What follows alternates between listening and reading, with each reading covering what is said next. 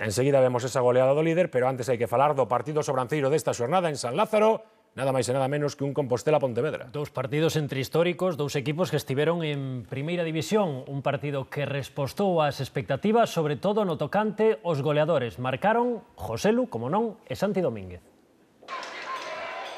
A primeira do Compostela tivo a Martín, pero faltoulle definición.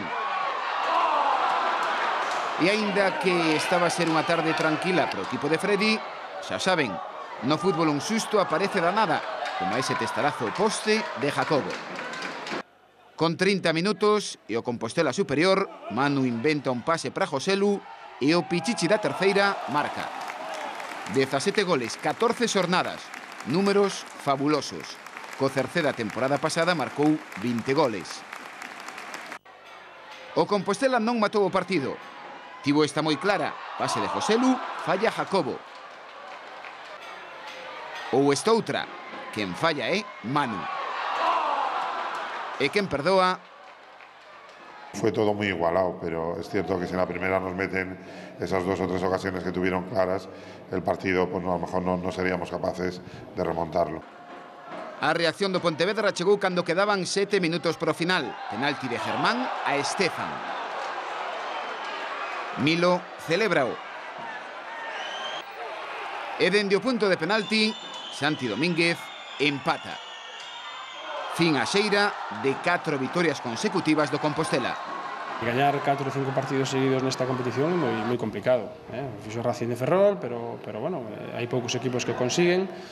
Bueno, levamos unha dinámica de 4 partidos ganados, un empate, entonces a dinámica está sendo boa e firmaría isto de aquí ao final de temporada, ¿no? Cada 5 partidos empatar un e ganar 4, pues bueno, calquera desto firmaría.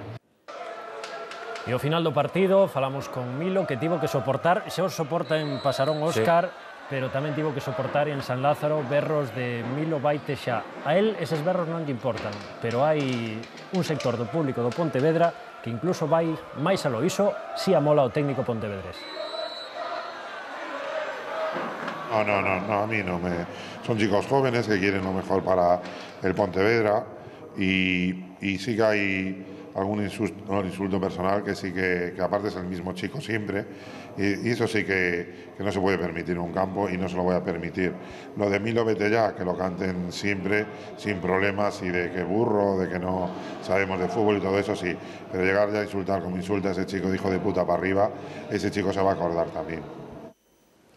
Palabras de Milo a Villeira, cuestionado por los aficionados e insultado, lamentablemente tamén, unha situación pois que non se debe producir. No, en absoluto. En fin, imos con ese Racing de Ferrol que vai camiño tamén de bater todos os rexistros. A verdade é que chegaba o Céltica, penúltimo clasificado, todo facía prever unha goleada e se produciu. Pero unha nova manciña do Racing de Ferrol, que é o equipo menos goleado e o máis goleador desta terceira. David non puido con Goliat. O Racing de Ferrol reafirmouse por enésima vez como mellor equipo da terceira, esmagando a un tímido Céltica. Os 17 minutos xa dominaban os locais. Jorge Rodríguez gañaba a partida a zaga da Illa e inauguraba o marcador. A media hora de partido, Iván Forte ampliaba as diferencias cun forte disparo. O rebote deixou vendido a Vila, que nada puido facer para evitar o segundo. Pero o mellor do partido ainda estaba por chegar. Minuto 44. Pase de Rubén Comesaña e ollen a maravilla que fai Pablo Rey. O capitán, logo de gañarlle as costas á defensa, pica o balón cunha vaselina de moitísimos quilates. Na reanudación, os de Aira non afrouxarían e Jorge Rodríguez anota de novo culminando a internada de Marcos Álvarez. Pase da morte e remate a prazer. No 88, unha boa xogada individual de Eber que saíra na segunda metade acaba en penalti. Xulguen vostedes se hai contacto. Manu Barreiro sumouse á festa e culminou a manciña. O Céltica tivo que renderse ante o Racing.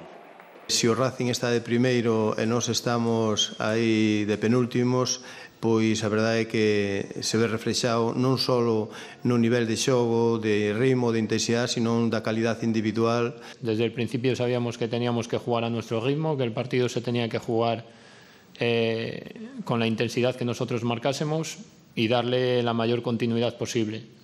Creo que hemos sido muy completos hoy en todas las facetas. Cada equipo continúa na súa liña, o Céltica encadeando a quinta derrota consecutiva e os departamentais máis líderes.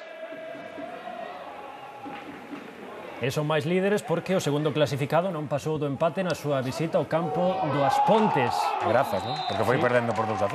Os 15 minutos perdía por 2-0, ademais dúas xogadas moi semellantes. A primeira un lanzamento de córner de Bosa e o remate de Pablo López, e o segundo gol un lanzamento de córner de Bosa. Agora sí rexeitou en primeira instancia a defensa do Celta B, pero no segundo envío volve a chegar Pablo López, o central, e volve a marcar o 2-0. Un As Pontes que se chega a gañar sería terceiro clasificado. E que o As Pontes era, xunto co Racing de Ferrol ata esta xornada e co Ordes, tamén ata esta xornada, porque empataron tanto As Pontes como Ordes, os mellores equipos como locais. Aí na súa casa están a cimentar ese bo rendemento.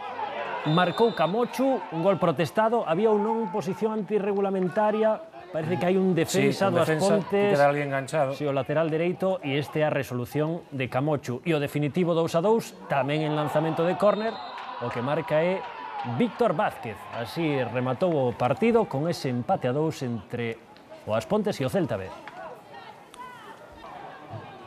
Quizáis a gran decepción desta temporada en terceira, Gustavo, sexa o Cerceda, derrotado claramente polo Deportivo B nesta xornada, un Deportivo B que xa é cuarto. Un Deportivo B que vai increscendo, todo o contrario que o Cerceda. Fáisenos moi estrano ver o Cerceda no 14º posto da táboa clasificatoria e ademais dando moitísimas facilidades diante do Depor B. Ben é certo que o Depor B marcou un primeiro gol de quitar o sombreiro. O que foi este equipo derrochoso en defensa, que custaba marcarlle goles. Pero mira, Óscar, ese control de Lemos. Fantástico gol.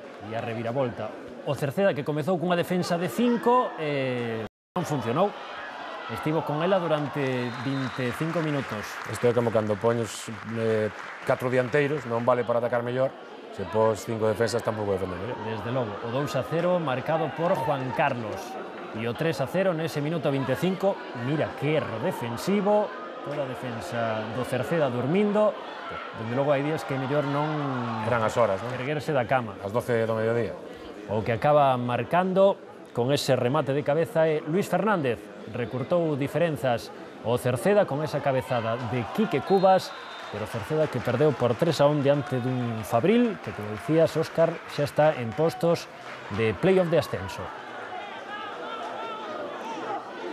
No nos esperábamos su alineación y cómo han planteado el partido, pero bueno, gracias a Dios hemos conseguido 3 goles que te dan una tranquilidad para la segunda, y el gol ese que nos han encajado ahí luego ya nos ha puesto un poquito más nerviosos, pero bueno, yo creo que hemos acabado bien el partido y tampoco hemos sufrido mucho.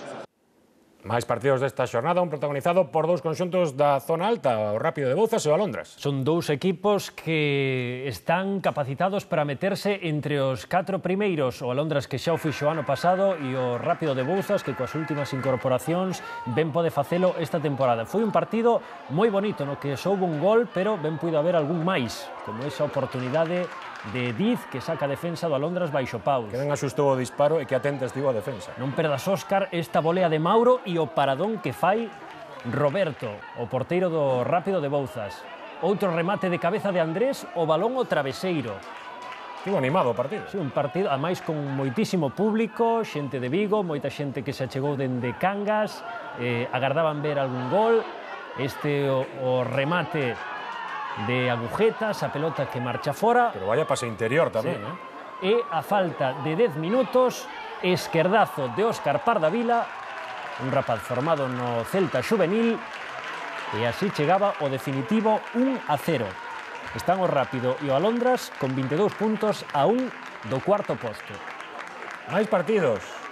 Aí ainda que o marcador sinalaba ese empate a 0. Sí, tardou, pero ao final cambiou. Este é o partido curioso da xornada. Non perdas detalle, Óscar. Primeiro, o gol que decide o partido. A mala sorte de Javi Angeriz con ese gol en propia meta. Pasouse de freada aí a hora de despexar. E cando quiso meter o pé, quedou ya o balón atrás. Estivemos a piques de ver outro gol en propia meta. Antes un remate o pau do Betanzos. E non perdas ollo desta xogada. Toca para atrás César, o balón bota mal, non despexa Diego e a pelota que se vai ao pau. Espectacular, Un Racing Vilalbés que se quedou con 10 homes pola expulsión de Vicente e ben puido empatar o Betanzos nos últimos minutos. Non chegou ese gol do empate. Incluso Diego se tirou ao ataque, pero nada, non chegou o tanto do empate.